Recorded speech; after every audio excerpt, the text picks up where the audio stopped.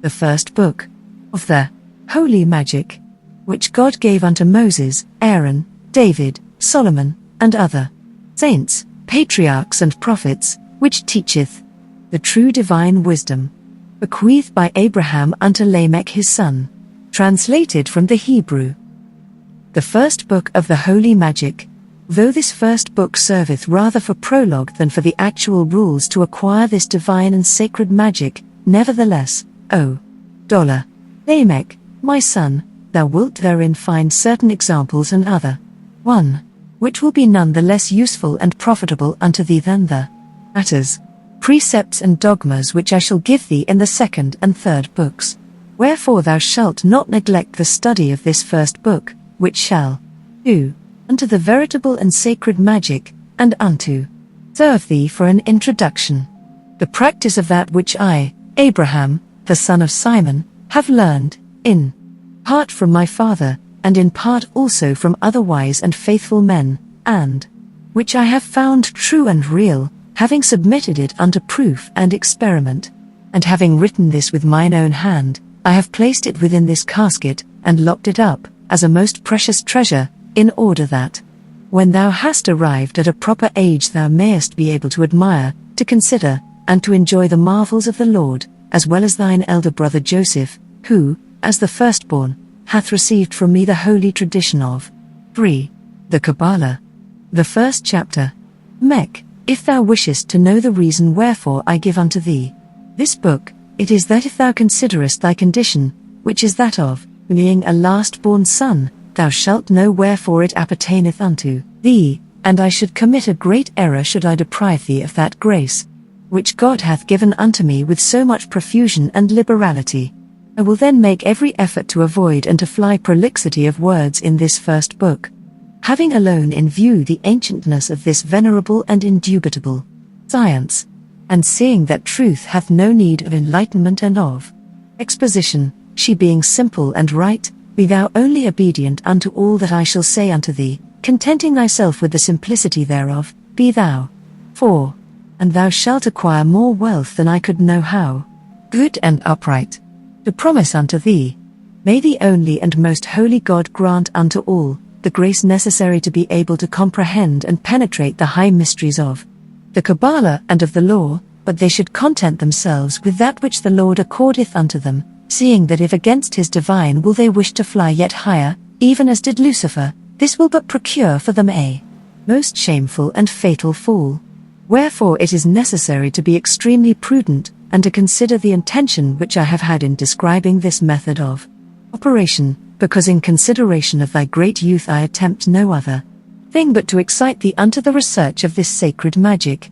But the manner of acquiring the same will come later, in all its perfection, and in its proper time, for it will be taught thee by better masters than I, that is to say, by those same holy angels of God. No man is born into the world a master, and for that reason are we obliged to learn. He who applieth himself thereunto, and studieth, learneth, and a man can have no more shameful and than that of being an ignorant person. The second chapter. Herefore do I confess, that I, even I also, am not born a master. Neither have I invented this science of my own proper genius, but I have learned it from others in the manner which I will hereafter tell thee, and in truth, my father, Simon, shortly before his death, gave me certain signs and instructions concerning the way in which it is necessary to acquire the Holy Kabbalah, but it is however true that he did not enter into the holy mystery by the true path, and I could not know how to understand the same sufficiently and perfectly as reason demanded. My father was always contented and satisfied with such a method of understanding the same, and he sought out no further the veritable science and magical art, which I undertake to teach thee and to expound unto thee. After his death, finding myself 20 years of age, I had a very great passion to understand the true mysteries of the Lord, but of mine own strength I could not arrive at the end which I intended to attain. I learned that at Mayence there was a rabbi who was a notable sage, and the report went that he possessed in full the divine wisdom. The great desire which I had to study induced me to go to seek him in order to learn from him. But this man also bad not received from the Lord the gift, and a perfect Grace, because, although he forced himself to manifest unto me certain deep mysteries of the Holy Kabbalah, he by no means arrived at the goal, and in his magic he did not in any way make use of the wisdom of the Lord, but instead availed himself of certain arts and superstitions of infidel and idolatrous, together with images of the nations, in part derived from the Egyptians, Medes and of the Persians, with herbs of the Arabians, together with the power of the stars and constellations, and, finally, he had drawn from every people and nation, and even from the Christians, some diabolical art. And in everything the spirits blinded him to such an extent, even while obeying him, in some ridiculous and inconsequent matter, that he actually believed that his blindness and error were the veritable magic, and he therefore pushed no further his research into the true and sacred magic.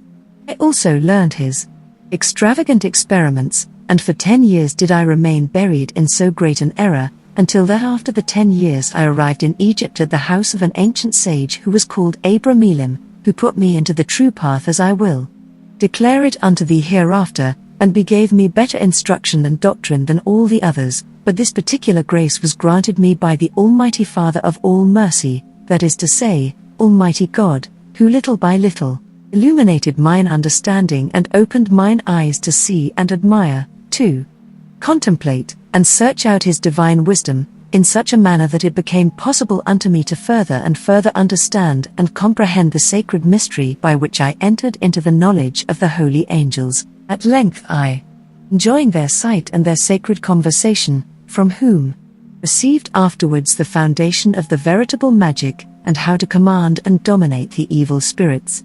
So that by way of conclusion unto this chapter I cannot say that I have otherwise received the true instruction, and the true and incorruptible magic save from Abramelin, holy angels of God. The third chapter. Have already said in the preceding chapter that shortly after the death of my father, I attached myself unto the research of the true wisdom, and of the mystery of the Lord. Now in this chapter I will briefly mention the places and countries by which I have passed in order to endeavor to learn those things which are good. And I do this in order that it may serve thee for a rule and example not to waste thy youth in petty and useless pursuits, like little girls sitting round the fireplace. For there is nothing more deplorable and more unworthy in a man than to find himself ignorant in all circumstances. He who worketh and travelleth learneth much, and he who knoweth not how to conduct and govern himself when far from his native land, will know still less in his own house how to do so. I dwelt then, after the death of my father, for 4 years with my brothers and sisters, and studied with care how to put to a profitable use what my father had left me after his death, and seeing that my means were insufficient to counterbalance the expenses which I was compelled to be at, after having set in order all my affairs and business as well, to my aunt's inn, as my strength permitted, I set out, and I went into Vormatia, in order to find there a very aged rabbi named Moses, in the hope that I had found in him that which I sought. As I have said in the preceding chapter, his science had no foundation such as that of the true divine wisdom.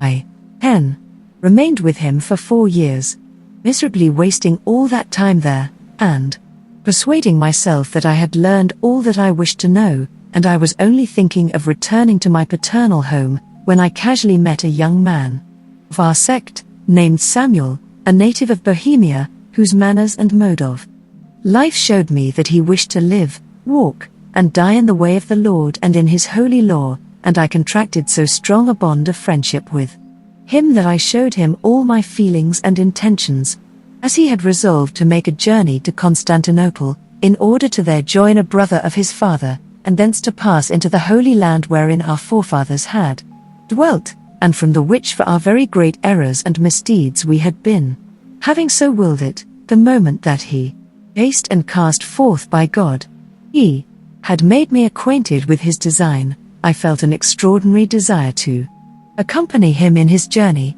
and I believe that Almighty God wished by this means to awaken me, for I could take no rest until the moment that we mutually and reciprocally passed our word to each other and swore to make the voyage together. On the th day of February, in the year, we commenced our journey, passing through Germany, Bohemia, Austria, and thence by Hungary and Greece unto Constantinople, where we remained 2 years, and I should never have quitted it, had not death taken Samuel from me at length through a sudden illness. Finding myself alone, a fresh desire for travel seized me, and so much was my heart given thereto, that I kept wandering from one place to another, until at length I arrived in Egypt, where constantly traveling for the space of 4 years in one direction and another, the more I practiced the experiments of the magic of Rabbin Moses, the less did it please me. I pursued my voyage towards our ancient country, where I fixed my residence for a year, and neither saw nor heard of any other thing but misery, calamity, and unhappiness. After this period of time, I there found a Christian who also was traveling in order to find that which I was seeking also myself. Having made an agreement together, we resolved to go into the desert parts of Arabia for the search for that which we ardently desired, feeling sure that, as we had been told, there were in those places many just and very learned men, who dwelt there in order to be able to study without any hindrance, and to devote themselves unto the art for which we ourselves were seeking. But as we there found nothing equivalent to the trouble we had taken, or which was worthy of our attention, there came into my head the extravagant idea to advance no farther, but to return to my own home. I communicated my intention to my companion, but he for his part wished to follow out his enterprise and seek his good fortune, so I prepared to return. The 4th chapter. In my return journey I began to reflect on the time which I had lost in traveling, and on the great expense which I had been at without any to return, and without having made any acquisition of that which I wished for and which had caused me to undertake the voyage. I had, however, taken the resolution of returning to my home on quitting Arabia Deserta by way of Palestine, and so into Egypt, and I was 6 months on the way.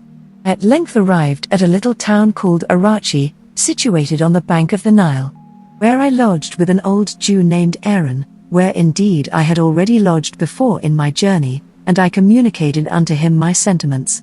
He asked me how I had succeeded, and whether I had found that which I wished, but I answered mournfully that I had done absolutely nothing, and I made him an exact recital of the labors and troubles which I had undergone, and my recital was accompanied by my tears which I could not help shedding in abundance, so that I attracted the compassion of the old man, and he began to try to comfort me by telling me that during my journey he had heard say that in a desert place not far from the aforesaid town of Arachi dwelt a very, and he exhorted me, learned and pious man whose name was Abramelin, that as I had already done so much, not to fail to visit him, that perhaps the most merciful God might regard me with pity, and grant me that which I righteously wished for. It seemed to me as though I was listening to a voice, not human but celestial, and I felt a joy in mine heart such as I could not express, and I had neither rest nor intermission until Aaron found me a man, who conducted me to the nearest route, by which walking upon fine sand during the space of 3 days and a half without seeing any human habitation, I at length arrived at the foot of a hill of no great height,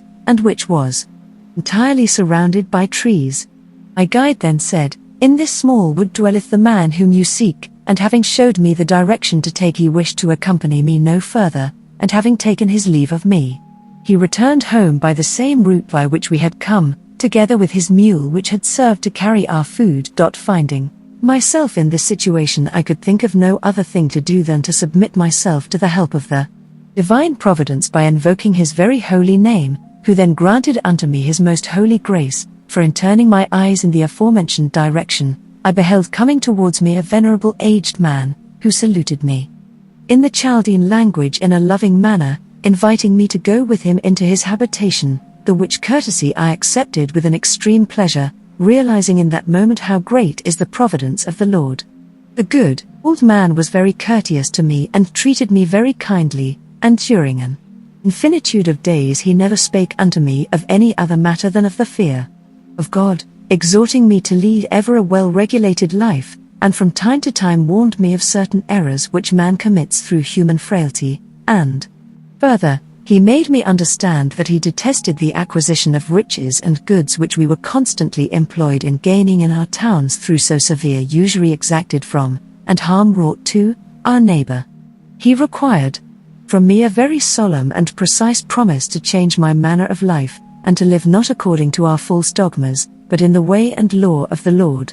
The which promise I having ever after inviolably observed, and being later on again among my relatives and other Jews, I passed among them for a wicked and foolish man, but I said in myself, Let the will of God be done, and let not respect of persons turn us aside from the right path, seeing that man is a deceiver. The aforesaid Abramelin, knowing the ardent desire which I had to learn, he gave me 2 manuscript books, very similar in form unto these, which I now bequeath unto thee, O Lamech, my son, but very obscure, and he told me to copy them for myself with care, which I did, and carefully examined both the one and the other.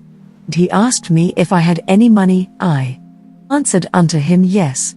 He said unto me that he required 10 golden florins, which he must himself, according to the order which the Lord had given unto him, distribute by way of alms among 72 poor persons, who were, and having kept the feast of Saturday, which, obliged to repeat certain psalms, is the day of the Sabbath, he set out to go to Arachi, because it was requisite that he should himself distribute the money.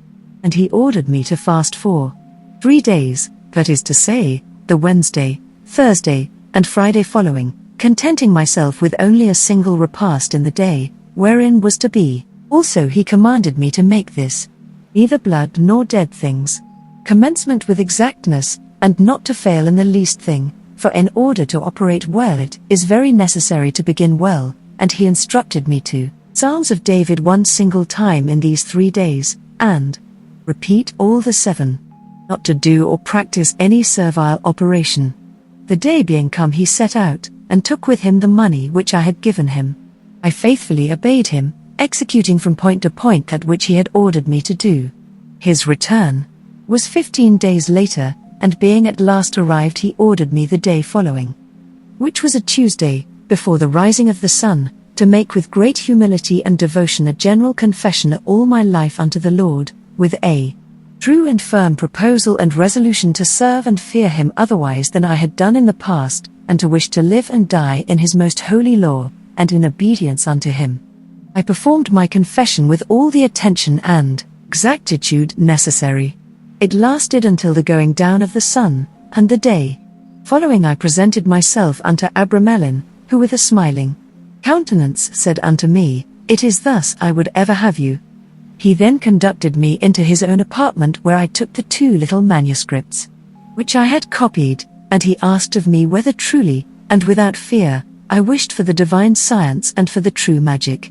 I answered unto him that it was the only end and unique motive which had induced me to undertake a so long and troublesome voyage, with the view of receiving this special grace from the Lord.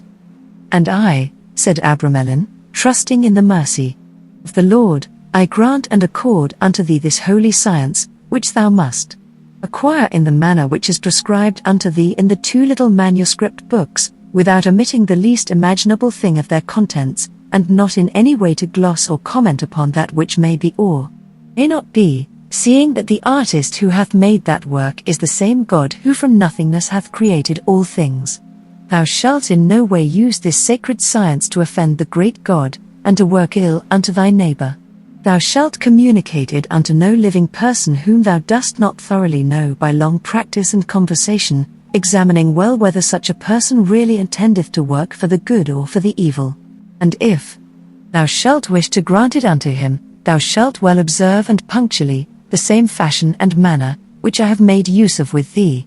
And if thou doest otherwise, he who shall receive it shall draw no fruit therefrom.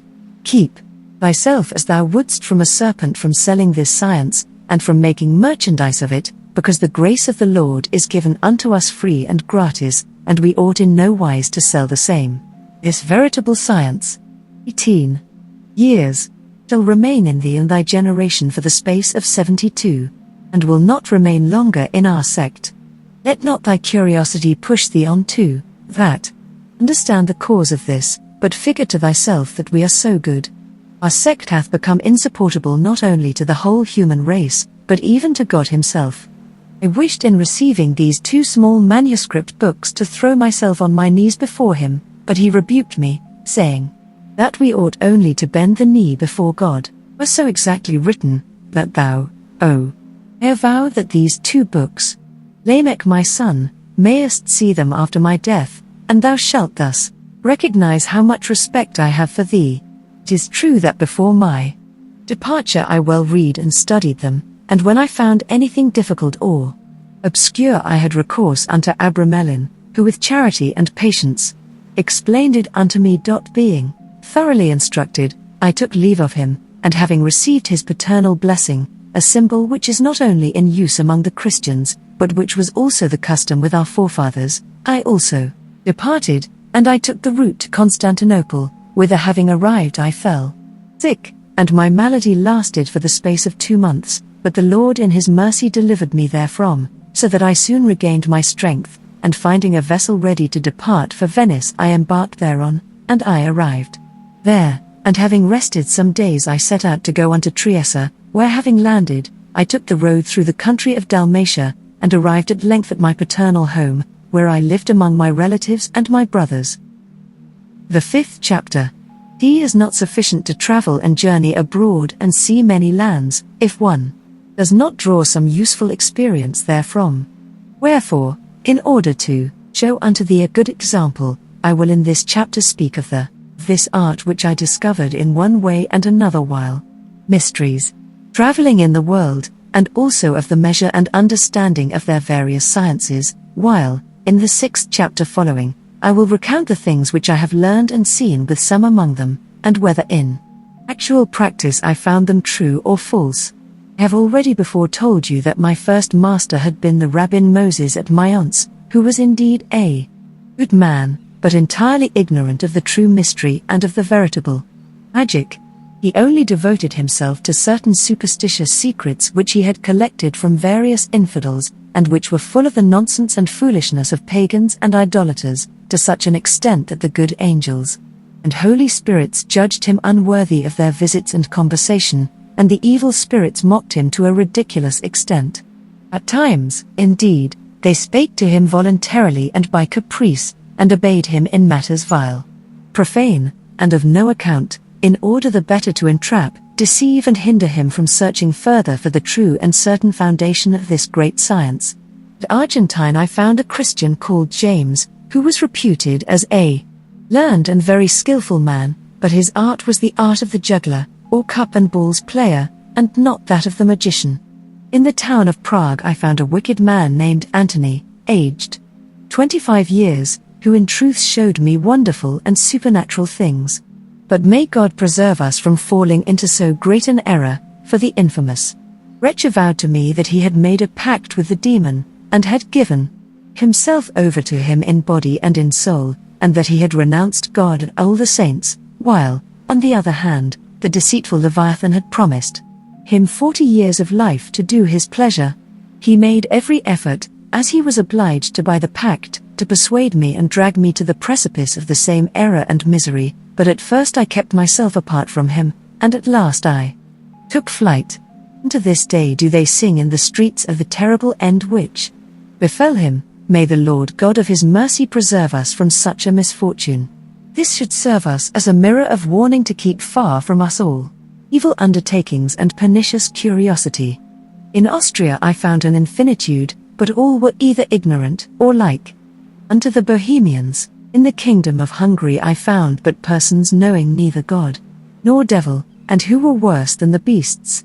In Greece I found many wise and prudent men, but, however, all of them were infidels, among whom there were 3 who principally dwelt in desert places, who showed unto me great things, such as how to raise tempests in a moment, how to make the sun appear in the night, how to stop the course of rivers, and how to make night appear at midday, the whole by the power of their enchantments, and by applying superstitious ceremonies. Near Constantinople, in a place called Aphia, there was a certain man, who, instead of enchantments, made use of certain numbers which he wrote upon the earth, and by means of these he caused certain extravagant and terrifying visions to appear, but in all these arts there was no practical use, but only the loss of soul and of body, because all these only worked by particular pacts, which had no true foundation.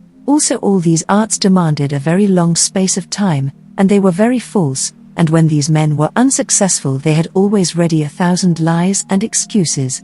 In the same city of Constantinople I found 2 men of our law, namely, Simon and the Rabbin Abraham, whom we may class with Rabbin Moses of Mayence.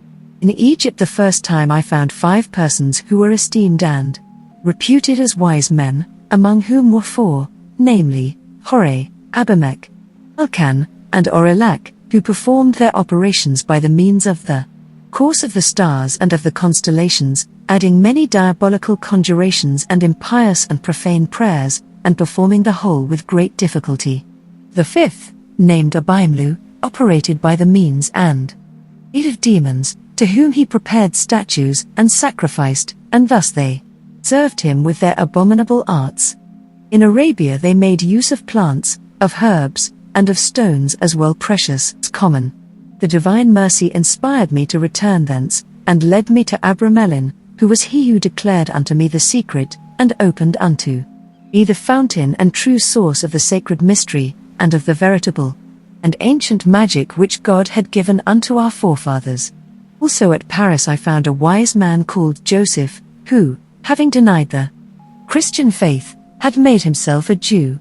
This man truly practiced magic in the same manner as Abramelin, but he was very far from arriving at perfection therein, because God, who is just, never granteth the perfect, veritable and fundamental treasure unto those who deny him, notwithstanding that in the rest of their life they might be the most holy and perfect men in the world. I am astonished when I consider the blindness of many persons who let themselves be led by evil masters, who take pleasure in falsehood, and, we may rather say, in the demon himself, giving themselves over unto sorceries and idolatries, one in one manner, another in another manner, with the result of losing their souls. But the truth is so great, the devil is so deceitful and malicious, and the world so frail and so infamous that I must admit that things cannot be otherwise. Let us then open our eyes, and follow that which I shall lay down in the following chapters, and let us not walk in another path, whether of the devil, or of men, or of books which boast of their magic. For, in truth I declare unto thee that I had so great a quantity of such matters written out with so much art, that had I not had these of Abramelin, I could herein have given thee those. However, it is true that just as there is only one, yet with all this there, God, that not one of these books is worth an obolus. Men so blind that they buy them at exorbitant prices, and they lose their money, their time, and their pains, and which is worse, very often their souls as well. The 6th chapter. He fear of the Lord is the true wisdom, and he who hath it not can in no way penetrate the true secrets of magic, and he but buildeth upon a foundation of sand, and his building can in no way last. The Rabbin Moses persuaded me to be wise, while he himself, with words which neither he himself nor any other person understood, and with extravagant symbols made bells to sound, and while with execrable conjurations he made appear in glasses him who had committed a theft, and while he made a water causing an old man to appear young, and that only for the space of 2 hours and no longer. All the which things he indeed taught me, but the whole was but vanity, low curiosity, and a pure deception of the demon, leading to no useful end imaginable, and tending to the loss of the soul. And when I had the veritable knowledge of the sacred magic, I both forgot them, and banished them from mine heart, with the aid and assistance of his associate, that impious Bohemian, performed astounding feats. He rendered himself invisible, he used to fly in the air, he used to enter through the keyholes into locked-up rooms, he knew our greatest secrets, and once he told me things which God alone could know. But his art cost him too dear, for the devil had made him swear in the pact that he would use all his secrets to the dishonor of God, and to the prejudice of his neighbor. Ultimately his body was found dragged through the streets, and his head without any tongue therein, lying in a drain. And this was all the profit he drew from his diabolical science and magic. In Austria I found an infinitude of magicians who only occupied themselves in killing and maiming men, in putting discord among married people, in causing divorces, in tying witch knots in osier or willow branches to stop the flow of milk in the breasts of nursing women, and similar infamies. But these miserable wretches had made a pact with the devil, and had become his slaves, having sworn unto him that they would work without cessation to destroy all living creatures. Some of these had 2 years for their pact to run, some 3, and after that time they underwent the same fate as the Bohemian. At Linz I worked with a young woman, who one evening invited me to go with her, assuring me that without any risk she would conduct me to a place where I greatly desired to find myself. I allowed myself to be persuaded by her promises. She then gave unto me an unguent, with which I rubbed the principal pulses of my feet and hands, the which she did also, and at first it appeared to me that I was flying in the air in the place which I wished, and which I had in no way mentioned to her. I pass over in silence and out of respect that which I saw, which was admirable, and appearing to myself to have remained there a long while, I felt as if I were just awakening from a profound sleep, and I had great pain in my head and deep melancholy. I turned round and saw that she was seated at my side. She began to recount to me what she had seen, but that which I had seen was entirely different. I was, however, much astonished, because it appeared to me as if I had been really and corporeally in the place, and there in reality to have seen that which had happened. However, I asked her one day to go alone to that same place, and to bring me back news of a friend whom I knew for certain was distant leagues. She promised to do so in the space of an hour. She rubbed herself with the same unguent, and I was very expectant to see her fly away, but she fell to the ground and remained there about 3 hours as if she were dead, so that I began to think that she really was dead. At last she began to stir like a person who is waking, then she rose to an upright position, and with much pleasure began to give me the account of her expedition, saying that she had been in the place where my friend was, and all that he was doing, the which was entirely contrary to his profession. Hence I concluded that what she had just told me was a simple dream, and that this unguent was a causer of a fantastic sleep, whereon she confessed to me that this unguent had been given to her by the devil. All the arts of the Greeks are enchantments and fascinations, and the demons hold them enchained in these accursed arts that the foundation of the true magic may be unknown to them, which would render them more powerful than they, and I was the more confirmed in this opinion because their operations were of no practical use whatever, and caused injury unto him who put them into practice, as in fact many of them avowed plainly to me, when I had the true and sacred magic. There are also many operations which they say are handed down from the ancient Sibyls. There is an art called another angelical tea time, in which I avow that I have white and black seen orations so learned and beautiful, that had I not known the venom therein hidden, I would have given them herein. I say all this because it is very easy to him who is not constantly upon his guard to err. Gave me many enchantments which only one old scribbler of symbols tended to work evil. He performed other operations by means of numbers, which were all odd, and of a triple proportion, in no way similar to the other, and for proof of this, he caused by such means in my presence a very fine tree, which was near my house to fall to the ground, and all the leaves and fruits were consumed in a very short time. And he told me that in numbers there was hidden a very great mystery, because that by the means of numbers one can perform all the operations for friendships, riches, honors, and all sorts of things, good and evil, and he assured me that he had tried them, but that yet some that he knew to be very true had not yet succeeded with him. With regard to this particular, I found out the reason through the wise Abramelin, who told me that this came and depended from a divine ministry, that is to say, from the Kabbalah, and that without that, one could not succeed. All these things have I beheld, and many others, and those who possessed these secrets gave them to me out of friendship.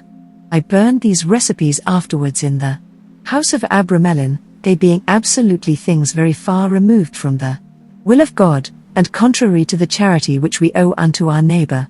Every learned and prudent man may fall if he be not defended and guided by the angel of the Lord, who aided me, and prevented me from falling into such a state of wretchedness, and who led me undeserving from the mire of darkness unto the light of the truth. I have known and felt the effects of the who of his own free will, and before I, goodness of the wise Abramelin. had asked him so to do, accepted me for his disciple. And before that I had declared my wish unto him, he would accomplish and fulfill my desire, and all that I wished to obtain from him he knew before I could open my mouth. Also he recounted to me all that I had seen, done, and suffered from the time of my father's death down to this moment, and this in words obscure and as it were prophetic, which I did not then comprehend, but which I understood later. He told me many things touching my good fortune, but, which was the principal thing, he discovered to me the source of the veritable Kabbalah, which according to our custom, I have in turn communicated unto thine elder brother Joseph, after that he had fulfilled the requisite conditions without the accomplishment of which the Kabbalah and this sacred magic cannot be exercised, and which I will recount in the 2 following books. Afterwards he did manifest unto me the regimen of the mystery of that sacred magic which was exercised and put into practice by our forefathers and progenitors, Noah, Abraham, Jacob, Moses, David, and Solomon, among whom the last misused it, and he received the punishment thereof during his life. In the 2nd book I will describe the whole faithfully and clearly, in order that if the Lord God should wish to dispose of me before that thou shalt have attained a competent age, thou shalt find these 3 small manuscript books as forming at the same time both an inestimable treasure and a faithful master and teacher, because there are very many secrets in the symbols of the 3rd book which I have seen made experiment of with mine own eyes by, and to be perfectly true, and which afterwards I myself have, Abramelin, performed. And after him I found no one who worked these things truly, and although Joseph at Paris walked in the same path, nevertheless God, as a just judge, did not in any way wish to grant unto him the sacred magic in its entirety, because he had despised the Christian law. For it is an indubitable and evident thing that he who is born Christian, Jew, pagan, Turk, infidel, or whatever religion it may be, can arrive at the perfection of this work or art and become a master, but he who hath abandoned his natural law, and embraced another religion opposed to his own, can never arrive at the summit of this sacred science. The 7th chapter.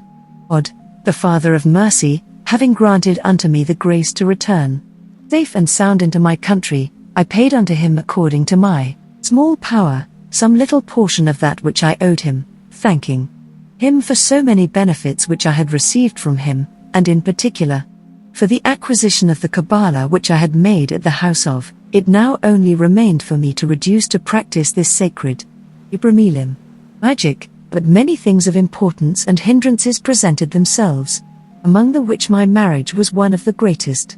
I therefore judged it fitting to defer putting it in practice, and a principal obstacle was the inconvenience of the place in which I dwelt.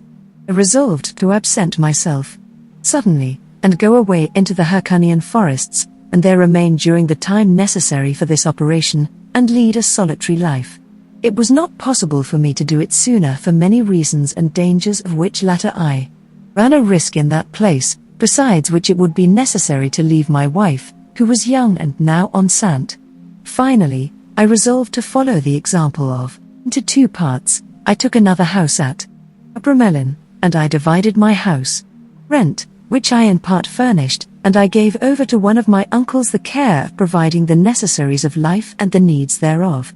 Meanwhile I with my wife and a servant remained in my own house, and I began to accustom myself to the solitary life, which it was to me extremely difficult to support, because of the melancholic humor which dominated me, and I lived thus till the season of Easter, which I celebrated with all the family according to custom.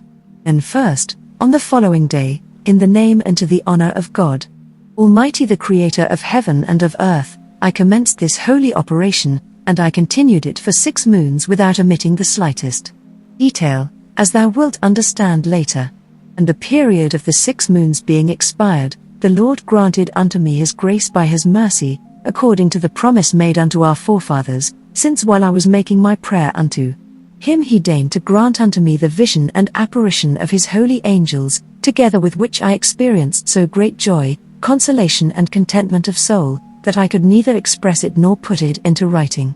And during the 3 days, while I was enjoying this sweet and delightful presence with an indicible contentment, my holy angel, whom God the most merciful had destined from my creation for my guardian, spake unto me with the greatest goodness and affection, who not only manifested unto me the veritable magic, but even made easier for me the means of obtaining it.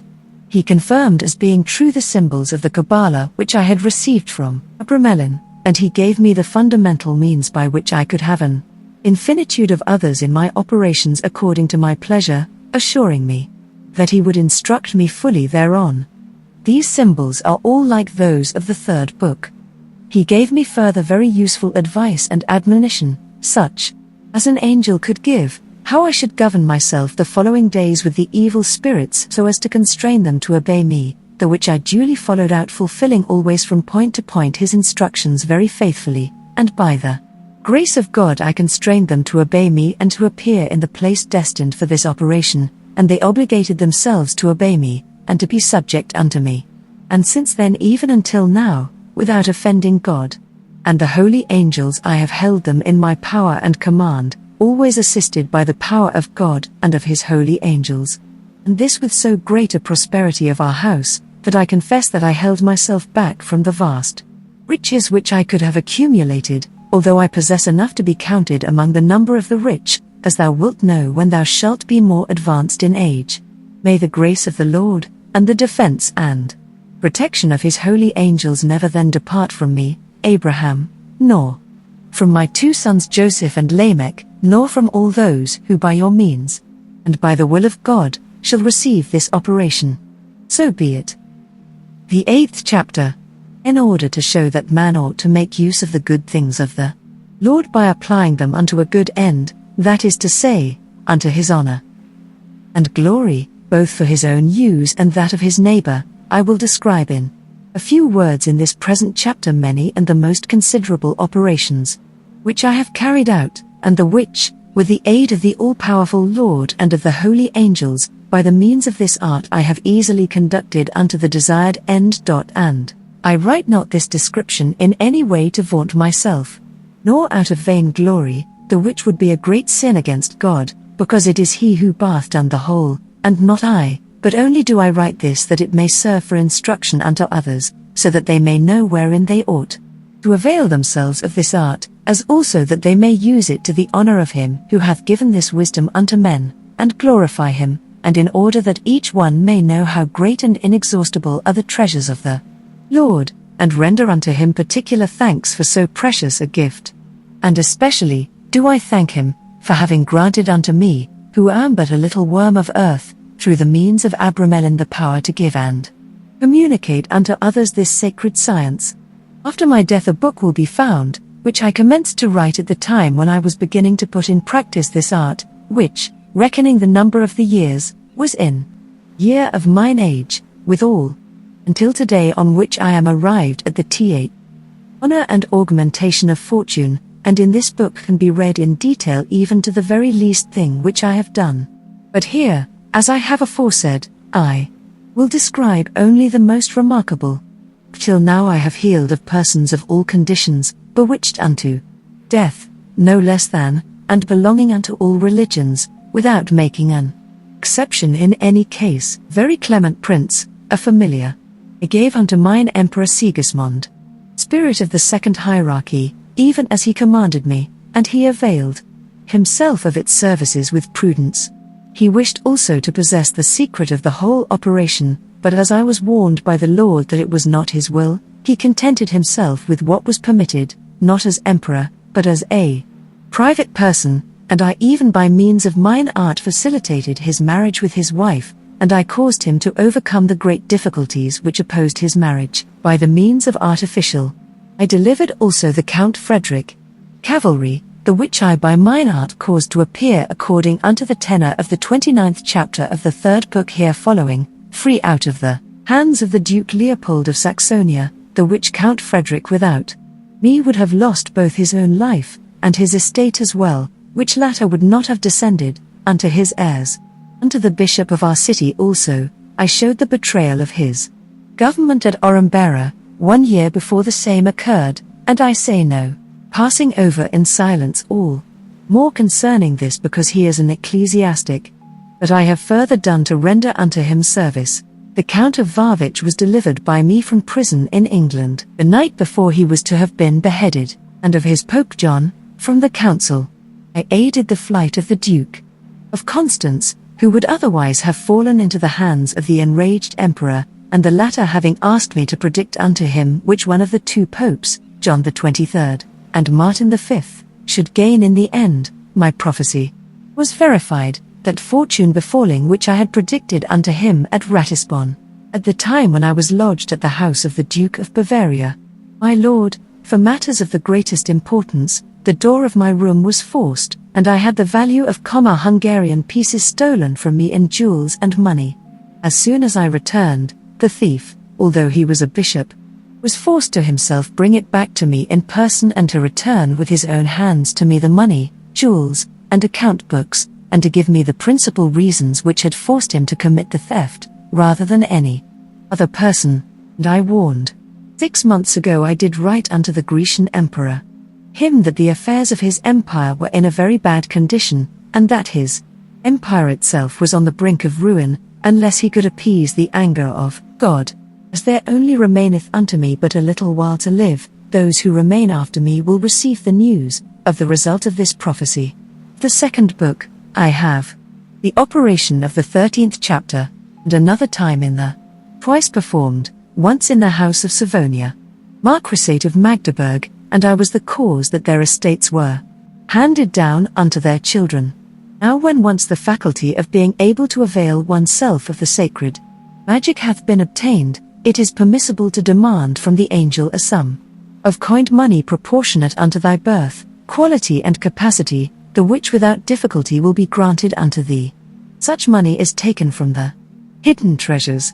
It is, however, necessary to note that in all treasures one is allowed to take the fifth part, God permitting the same, although some do say that there be an infinitude hereof which be braggart chatterers, destined and reserved unto Antichrist. I do not for a moment say that this may not be true, but undoubtedly from the same treasures one may also take the fifth part.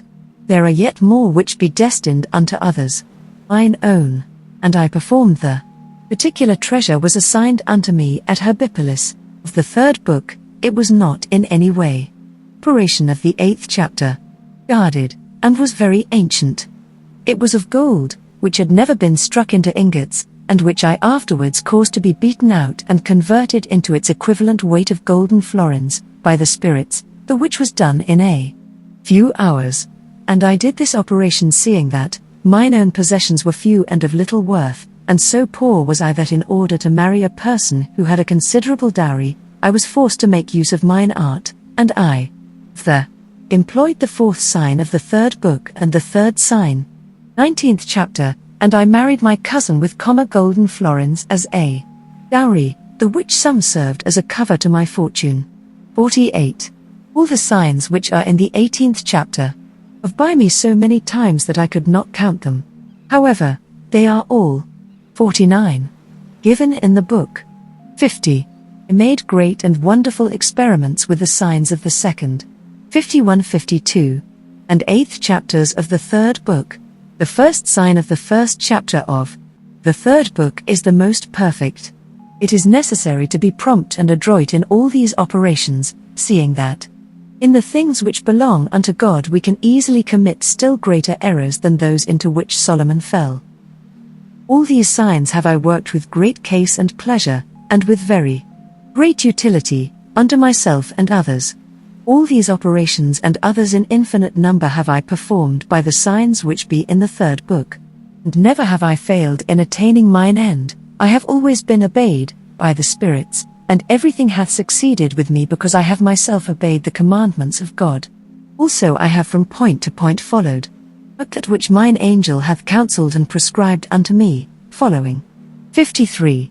Had taught me, the which is the out also exactly that which Abramelin, same that I shall write in the 2 following books, and which I shall exemplify and explain more clearly, because the instructions which I received, although in very obscure words and hieroglyphics, have caused me to attain mine object, and have never permitted me to err and fall into pagan, strange, and superstitious idolatries, I being always kept in the way of the Lord, who is the true, the only, the infallible end, for arriving at the possession of this sacred magic. The 9th chapter. He, infamous Belial, hath no other desire than that of obtaining the power of hiding and obscuring the true divine wisdom, so that he 7. May have more means of blinding simple men and of leading them by the nose, so that they may always remain in their simplicity, and in their error, and that they may not discover the way which leadeth unto the true wisdom, seeing that otherwise it is certain that both he and his kingdom would remain bound, and that he would lose the title which he giveth himself of Prince of this world, having become the slave of man. This is wherefore he seeketh to annul and destroy utterly this sacred wisdom. However, do pray all and singular to be upon their guard, and in no way to despise the way and wisdom of the Lord, nor to allow themselves to be seduced by the demon and his adherents, for he is a liar and will be so eternally, and may the truth forever flourish, for in following out and obeying with fidelity that which I have written in these 3 books, not only shall we arrive at the desired end, but we shall sensibly know and feel the grace of the Lord, and the actual assistance of his holy angels, who take an incredible pleasure in seeing that they are obeyed, and that you intend to follow out the commandments of God, and that their instructions are observed. Such then are the particular points upon which I insist. 54. Which, this wisdom hath its foundation in the high and holy Kabbalah, is not granted unto any other than unto the firstborn, even as God hath ordained, and as it was observed by our predecessors. Thence arose the 55. Between Jacob and Esau, the difference, and the truck or exchange, primogeniture being the Kabbalah, which is much nobler and greater than the 56. And by the Kabbalah we can arrive at the sacred magic, but by sacred magic, the latter we cannot have the Kabbalah. Unto the child of a servant, or of an adulterer, the Kabbalah is not granted, but only unto a legitimate child, as occurred in the case of Isaac and Ishmael, but the sacred wisdom through the mercy of God all can acquire, provided that they walk in the right path, and each one should content himself with the gift and grace of the Lord.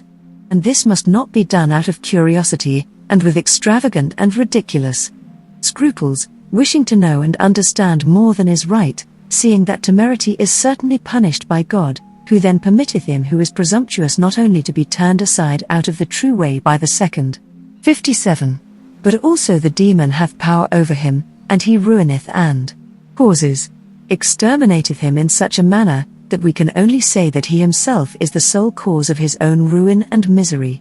It is certain that the old serpent will attempt to contaminate the present book with his venom, and even to 23.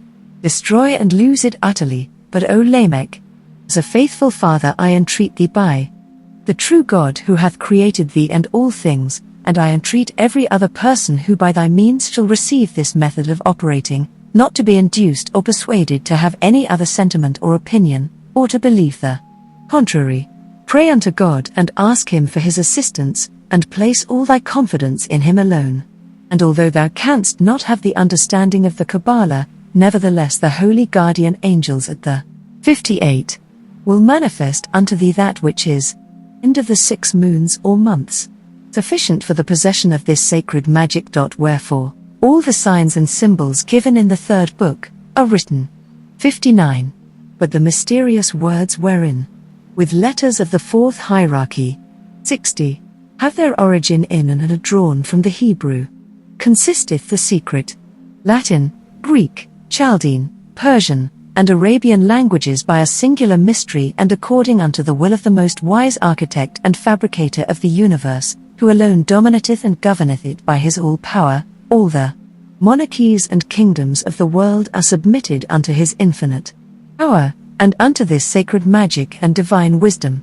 The 10th chapter.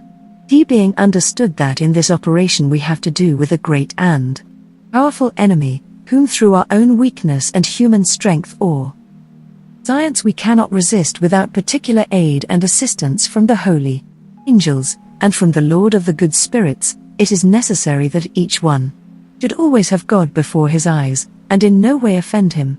On the other hand, he must always be upon his guard, and abstain as from a mortal sin from flattering, obeying, regarding, or having respect to the demon, and to his viperian race, neither must he submit himself unto him in the slightest thing, for that would be his ruin and the fatal loss of his soul.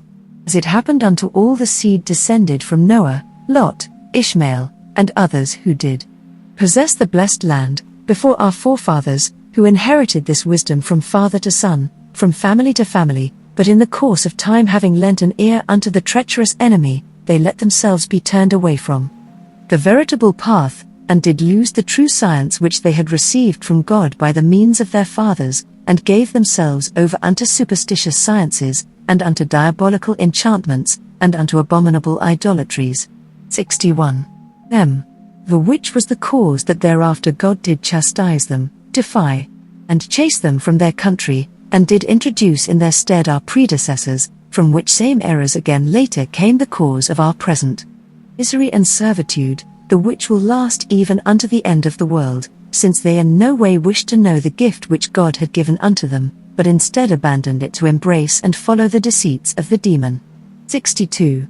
This is wherefore each one should take care to submit himself unto him, neither by acts, nor by words, nor by thoughts, because he is so adroit and 63.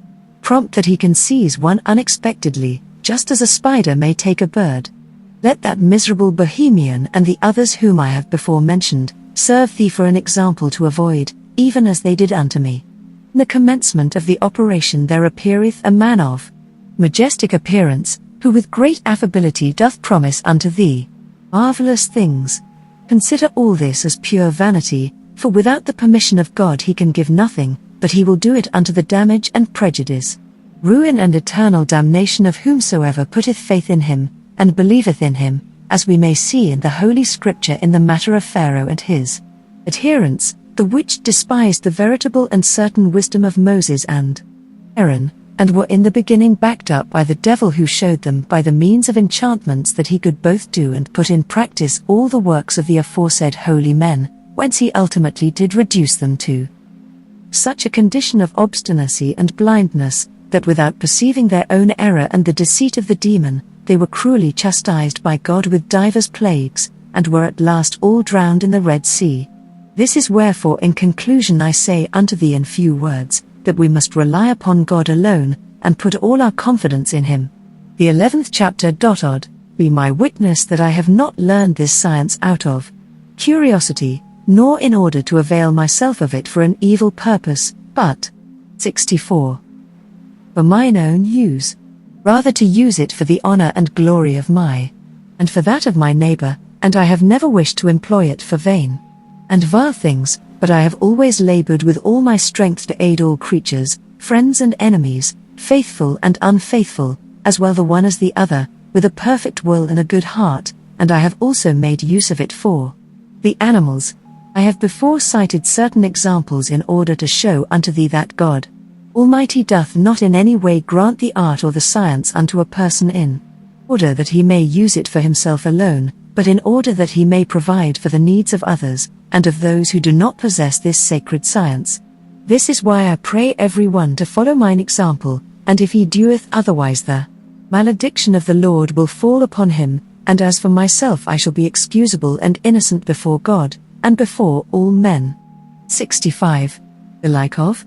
In the 3rd book there will be found a very beautiful garden, which assuredly no one hath ever made, and which no king nor emperor hath ever possessed. He who shall wish to be as an industrious bee therein, can there suck the honey which it containeth in abundance, but if he shall maliciously wish to transform himself into a spider, he can also draw poison from thence. God, however, accordeth and giveth his grace, not unto the evil, but unto the good, and if it seemeth unto thee that some chapters of the 3rd book can be rather applied unto evil and unto the hurt of our neighbor, than unto a useful end, each one shall know that I have so placed them, in order that we may understand that this science can be applied alike for evil or for good, as I will show thee more fully in the other books. We must then study to flee the evil and to obtain all the forces of good.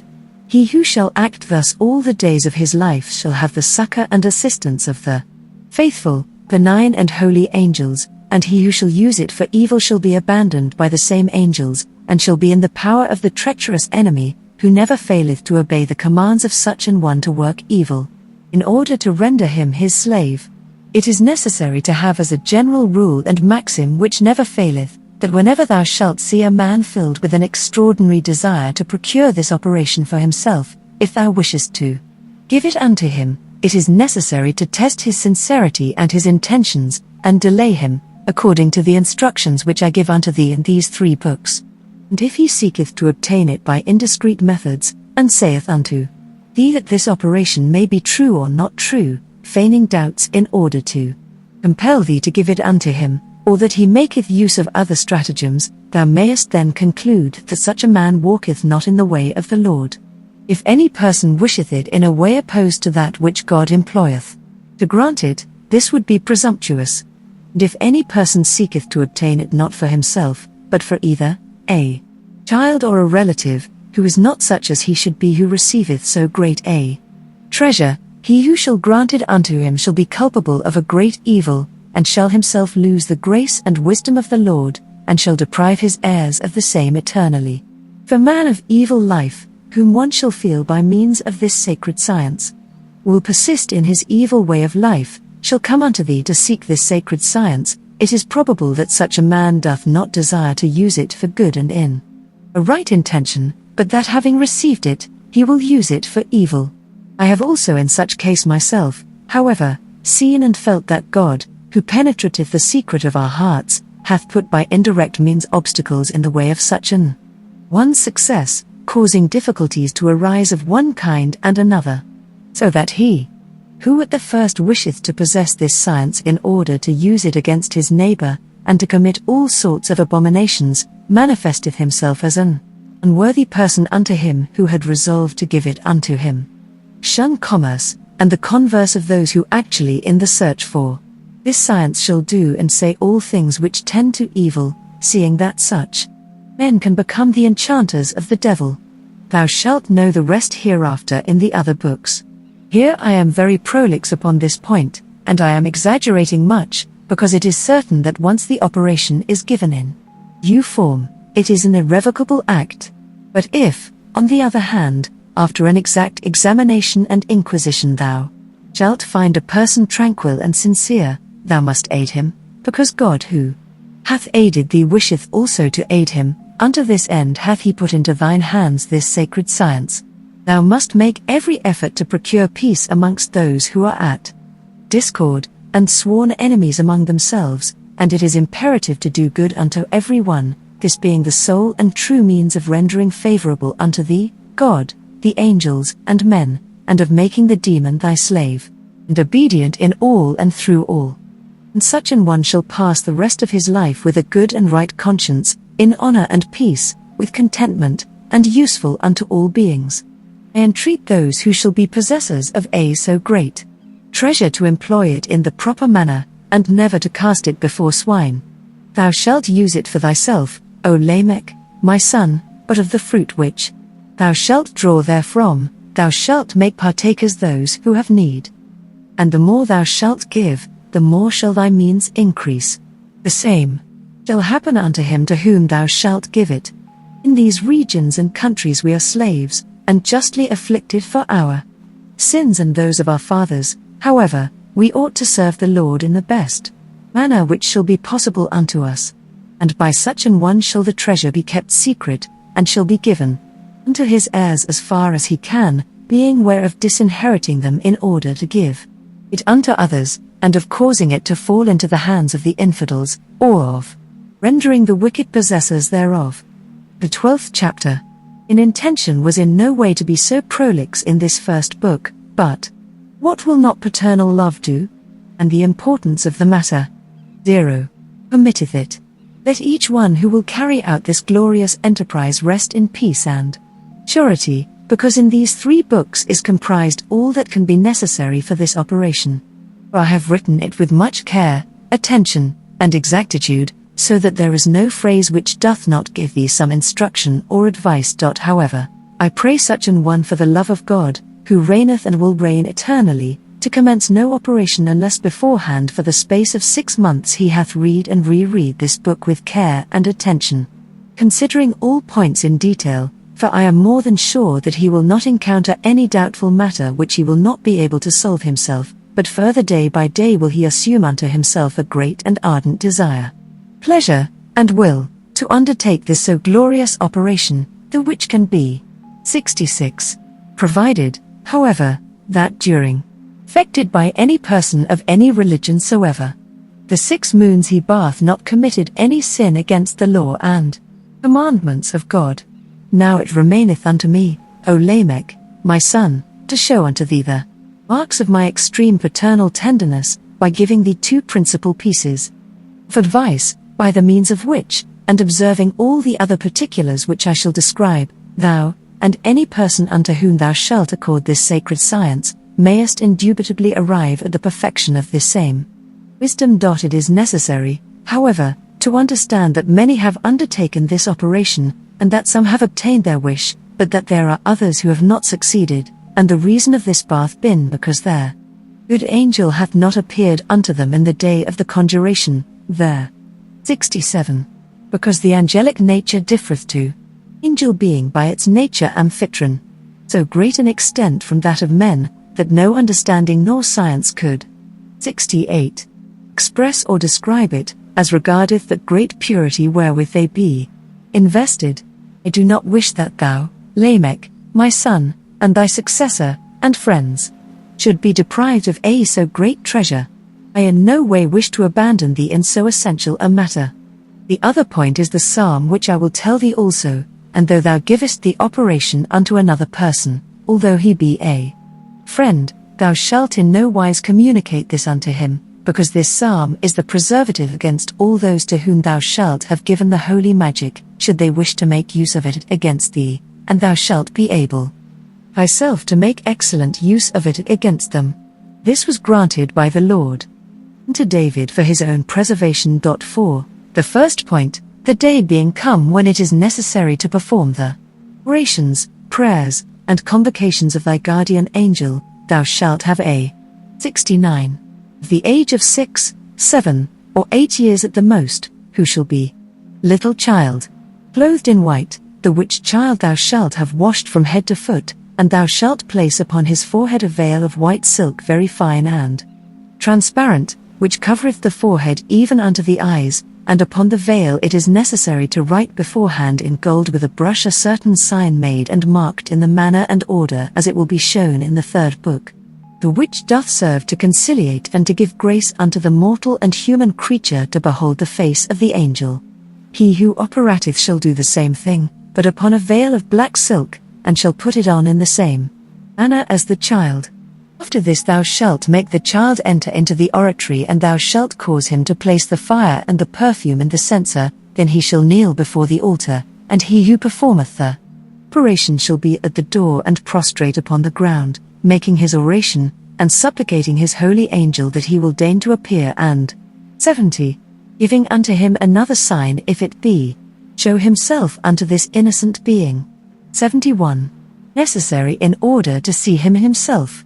On the 2 following days. It is requisite that he who shall operate shall take heed to in no wise regard the altar, but having his face towards the ground let him continue his orations, and as soon as the child shall have seen the angel thou shalt command him to tell thee, and to look upon the altar and take the lamen or plate of silver which thou shalt have placed there for this purpose, in order to bring it unto thee if it be necessary, and whatever other thing the holy angel shall have written thereon, wherewith thou oughtest to work on the 2 following days. The which being done he will disappear, which being carefully done, the child will tell thee, for this, it is necessary to have instructed him. 72. Beforehand, and thou shalt command him to bring unto thee the little plate, by the which when thou hast received it thou shalt know what the angel hath ordered thee to do. And thou shalt cause it to be replaced upon the altar, and thou shalt quit the oratory, thou shalt close it, and thou shalt in no wise enter therein during the 1st day, and thou shalt be able to send away the child. And he who shall perform the operation shall prepare himself during the rest of the day for the morrow following, to enjoy the admirable presence of the holy guardian angel, in order to obtain the end so earnestly desired, and which shall not fail thee if thou followest the path which he shall show unto thee. and these two signs are the key of the whole operation. Unto the glory of the most holy name of God and of his holy angels. End of the first book. Footnotes to Book 1. 1. Des exemples et des circonstances. 2. Déclinement. 3. I consider this a truer orthography of the word than the usual rendering of Kabbalah. 4. Rael. 5. This is identical with the Oriental doctrine that ignorance is itself evil and unhappiness. 6. Yet the true Kabbalah is undoubtedly derived from the Egyptian and Eastern wisdom. 7. From the angels. 8. This name is spelt Abramelin in some places and Abramelin in others. I have consequently, carefully in all cases put the orthography as it there occurs in the MS. 9. Vormati, that is to say, the district under the government of the town of Worms called in Latin Vormatia anciently. 10. In the previous chapter he says that he remained in this path of study for 10 years. 11. Yea, God. 12. Samuel. 13. Thus felt here. 14. Aaron the Jew. 15. The Kabbalistical reader will at once remark the symbolism of the numbers 10 and 72. The first being the number of the Sephiroth, and the second that of the schema Hamphish. But as many readers may be ignorant of the meaning and reference of these terms, I will briefly explain them. The 10 Sephiroth are the most abstract ideas and conceptions of the 10 numbers of the ordinary decimal scale, and are employed in the Kabbalah as an ideal means of explaining the different emanations or attributes of the deity. It was thus that Pythagoras employed the abstract ideas of numbers as a means of metaphysical instruction. The schema Hamphish or divided name is a Kabbalistical method of investigating the natures of the name of 4 letters IHVH, Jehovah, which is considered to contain all the forces of nature. There are in the book of Exodus 3 verses in the 14th chapter, describing the pillars of fire and of cloud forming a defense unto the children of Israel against the Egyptians. Each of these 3 verses consists in the Hebrew of 72 letters. And by writing them in a certain manner one above another, 72 columns of 3 letters each are obtained. Each column is then treated as a name of 3 letters, and the explanation of these is sought for in certain verses of the Psalms which contain these names, and these latter would be the verses of the Psalms alluded to in the text, which the 72 poor persons were told to recite. 16. This would not necessarily exclude eggs or milk. 17. So in the MS. 18. Note again the number of 72. 19. This is evidently said ironically. 20. He probably means the copies he himself had been ordered by Abramelin to make, and not the originals. 21. Et tu connaîtras la différence dont je me sers avec toi. 22. Mystères, evidently a slip for maesters, masters. 23. Coin of base money formerly in use, its value being about a halfpenny. 24. i.e. Antony, of whom he makes mention in the preceding chapter. 25. The book Ambrosius. 26. Evidently the man mentioned in chapter 5, as living at Aphia, near Constantinople. The word I have rendered by scribbler of symbols is Griefers. 27. So written here in the MS. 28. Thus felt here. 29. Many occultists will doubtless not be of this opinion. It is one thing to simply quit one debased and materialized form or sect of religion for another, which is perhaps little if any better, and quite another thing to seek out the true religion which is at the basis of all, and which could not be entirely true, were it not free from sect. 30. D'embrasser la partie d'Abramelin. 31. Probably meaning household. 32. As this miss bears the date of 1458, Abraham must have been born in 1362, and was consequently 47 years old in 1409. 33. Sigismund, Emperor of Germany, was born the 14th of February, 1368, and died at Snartiem on the 9th December, 1437. Son of the Emperor Charles IV, and of Anne of Silesia, he received an excellent education. 10 years of age his father gave him the Margravate of Brandenburg, and 2 years later he was betrothed to Mary, the daughter of Louis the Great of Hungary, whom he afterwards married. He was nominated by his father-in-law his successor on the throne of Poland. The nobles preferred Ladislaus, the nephew of Casimir the Great. However, in 1386, he took possession of Hungary, repulsed the Poles, overcame the rebellious nobles, and then marched against the Wallachians and Turks, but he was beaten, and later, notwithstanding the help of France and England, he lost the Battle of Nicopolis in 1396. He escaped on board a vessel in the Black Sea, and for 18 months was a fugitive from his kingdom, and at the moment of his re-entering Hungary he was made prisoner by the discontented nobles, and shut up in the citadel of Siklos. Escaping thence into Bohemia, he, however, reconquered his throne, and in 1410 was raised to the empire by one party among the electors, while Jos, Marquis of Moravia, and Wenceslaus were elected by other factions. A remarkable coincidence, seeing that at this moment when 3 emperors possessed the empire, the papacy had also 3 popes, viz., John the 23rd, Balthazar Corsa, a Neapolitan, Gregory XII, Ange Conrario, a Venetian, and Benedict XIII. Pierre de Lune, a Spaniard. The death of Jos, and the resignation of Wenceslaus, left Sigismund sole master of the empire. After having received the silver crown at Aix-la-Chapelle in 1414, he went to preside at the Council of Constance, where John Huss was condemned, notwithstanding the safe conduct which he had obtained from the emperor.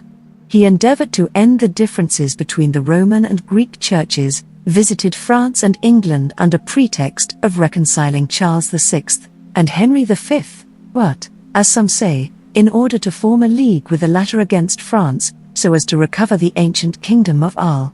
The death of his brother, Wenceslaus, in 1409, rendered him master of Bohemia, at the moment when the revolt of the Hussites was at its height. He commenced a war of extermination against them, but was defeated by Ziska in 1420, and a war of 15 years' duration ensued. In 1431, whilst he was being crowned king of Italy at Milan, his troops experienced such severe defeats that he was forced to concede advantageous terms to the rebels. But dissensions arose among them, and Sigismund profited by this to completely crush them at length and make Bohemia submit. He reigned 27 years as Emperor of Germany, 18 years as King of Bohemia, and 51 years as King of Hungary. His second wife, Barb, has been called by some the Messalina of Germany. 34. Frederick I, surnamed the Quarreler, Duke and Elector of Saxony, was born at Altenburg in 1369, and died in 1428. He was son of the Landgrave and Margrave Frederick the Severe, and of Catherine, Countess of Hermeberg. At only 4 years of age, Frederick had been betrothed to Anne, daughter of the Emperor Charles IV. Later on he had serious disputes concerning this matter with the Emperor Wenceslaus, the brother of Anne, who had disposed of her hand to another, but who ultimately consented, in 1397, to pay Frederick a considerable sum by way of damages. In 1388 he fought as ally of the Burgrave of Nuremberg in the War of the German Towns, and gained his knightly spurs in 1391, in the war which he, in concert with the Teutonic Knights, waged against the Lithuanians. Next, he fought against Wenceslaus. He married Catherine of Brunswick in 1402, and after various wars and quarrels, the University of Leipzig was founded in 1409.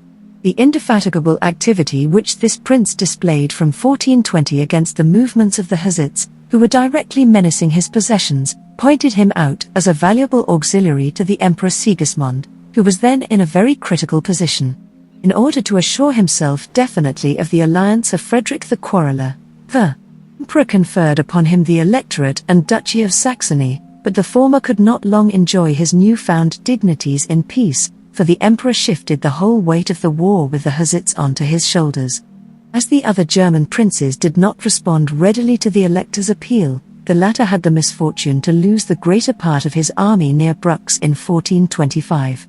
But his wife, Catherine, summoned the whole of Catholic Germany to unite in a crusade against the innovating Hussites, while 20,000 strange and foreign warriors came unexpectedly to range themselves under the standard of Frederick. It is to be noted that Abraham the Jew puts the artificial cavalry he supplied at 2,000, though this may easily be a slip for 20,000, and rumour would of course soon magnify the number.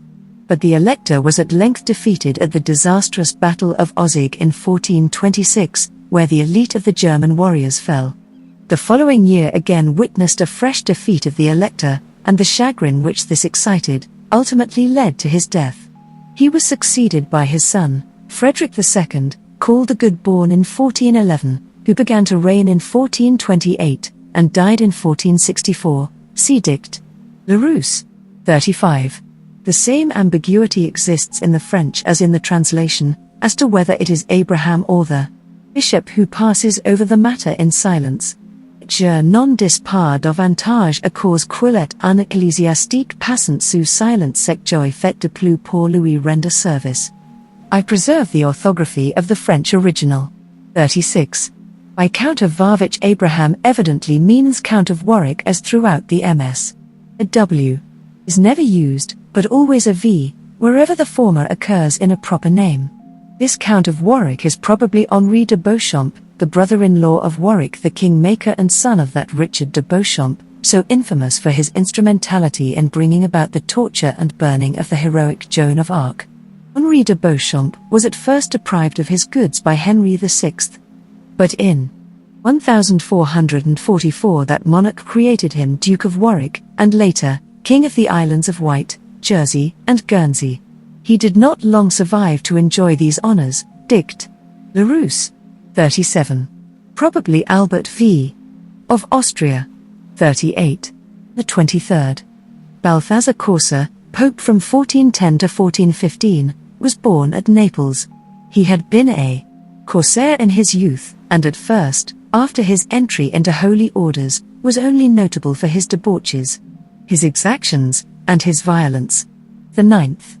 Nevertheless appointed him cardinal in 1402, and afterwards legate of Bologna, where he is said to have given himself up to such excesses that Gregory XII thought it necessary to excommunicate him. Notwithstanding this, Corsa was elected to the papacy at the time when the church was shaken by internal dissension. He promised at first to renounce the pontificate, if on their side Gregory XII and Benedict XIII would abandon their claims. However, he mounted the papal throne, and declared for the side of Louis d'Angers in the war between the latter and Ladislaus regarding the throne of Naples. At length, after the taking of Rome by Ladislaus, he was forced to implore the support of the Emperor Sigismund. The latter consented to grant him his protection, but on the sole condition of the convocation of the Council of Constance. After much hesitation, and after having taken every possible precaution to ensure his personal safety, John XXIII consented to the assembling of the council, which he opened 7th of November, 1414. Being then summoned to lay aside the papal mitre, he judged it prudent to consent, but a few days later, he succeeded in escaping in disguise, during a tournament given by the Duke of Austria. He retired to Laufenburg, and protested against the abdication, which he declared to have been obtained from him by force. The council was for a moment struck with fear and consternation, but the firmness of the Emperor Sigismund, coupled with the effect of the declaration of J. Gerson that the general councils had higher authority than the papacy, prevailed. John XXIII was summoned to appear before the council, but refused, and soon after, being abandoned by the Duke of Austria, who was too weak to resist the power of the emperor, he was arrested at Fribourg, and conducted to Rudolfzell. On the 29th of May, 1415, this pontiff was solemnly deposed by the Council of Constance as being given to simony, impudent, a secret poisoner, and a spendthrift of the wealth of the church, and was imprisoned in the castle of Heidelberg. At the end of 4 years he recovered his liberty, on payment of 30,000 golden crowns, and went to Rome, where he made his submission to Martin V, and was by him appointed Cardinal Bishop of Frascati, and Senior of the Sacred College. He died a few months later at Florence, either of anxiety or by poison. 39. Either Ernest or William I. of Bavaria. They were brothers, and reigned conjointly. From his calling, the Duke of Bavaria, his lord, it would appear that he was living under his dominion, but it is curious that up to this point Abraham has never mentioned the name of his own town. 40. Constantine Palaiologos, who was the 13th and last Greek emperor. He was killed, and Constantinople taken by the Turks under Mahomet II. The direct descendant of Constantine Palaiologos today is the Princess Eugenie di Cristoforo Parxologi Nicephori Komneni. 41. A Durdoir de Sarpet. 42. This chapter is entitled Concerning the Convocation of the Good Spirits. 43. Thus in Ms. Saxonia. 44. Helca Herbaleurs. 45. Herbipolis is the Latin medieval name of the town of Würzburg in Bavaria. It seems from this passage that it was probably the city of Abraham the Jew, and therefore the one intended a few paragraphs before, where he speaks of the bishop of our town, Würzburg, and the surrounding district formed a bishopric, and in the time of Abraham it was the scene of constant struggles between the bishop and his party, and the burghers. Later, formidable persecutions against the Jews took place there, and many edicts were promulgated against witchcraft. 46. This is evidently an error for either the 6th, the 16th, or the 28th chapter, probably the latter. 47. To make oneself loved by a relation. 48. The 18th chapter is entitled, How to Heal Divers Maladies. 49. i.e. the 3rd book. 50. The 2nd chapter is entitled, How to Obtain Information and Be Enlightened Concerning Every Kind of Proposition and All Doubtful Sciences. 51. The 8th chapter is entitled, How to Excite Tempests. 52. To know all sorts of matters past and to come, which are, however, not opposed to God and to His holy will. 53. Thus felt here. 54. As I have pointed out in my Kabbalah Unveiled, I consider this a truer orthography than Kabbalah or Kabbalah. 55. Troke u change. 56. That is to say, the true and unwritten Kabbalah, which is the ancient Egyptian magical wisdom, and not later Hebrew perversions thereof. 57. That is to say, the administrators of the first cause, e.a.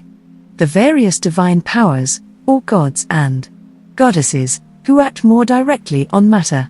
58. Abraham here alludes to the period of preparation required from the neophyte, as described later. 59. Regarding the hierarchies, see end of 3rd book. 60. Thus in the Indian mantras the force and mystery of the words themselves is especially insisted on. 61. A defits. 62. i.e. the demon. 63. There is a very large species of spider, which can even capture and kill small birds, but it is only met within tropical regions, especially in Central America and Martinique. The zoological name of this species is hygak. 64. Here a word is evidently omitted in the MS by a slip. It should probably read of my God. 65. This is a very usual expression in Kabbalistic books to denote a valuable collection of occult or magical information. 66.